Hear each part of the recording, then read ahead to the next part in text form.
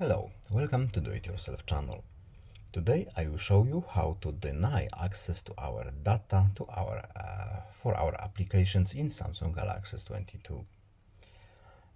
So, to deny access to our data, we have to go to Settings. Then we are looking for Applications, Apps here. Then three dots menu, Special Access. And we have here Usage Data Access. Right here, as you can see from a short explanation at the top, allow apps to monitor which other apps you use and how often, and identify your service provider, language settings, etc.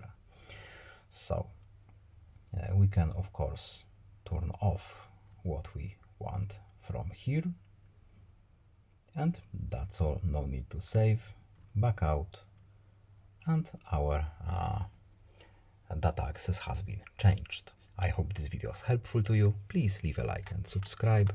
Have a nice day and see you in the next video. Goodbye.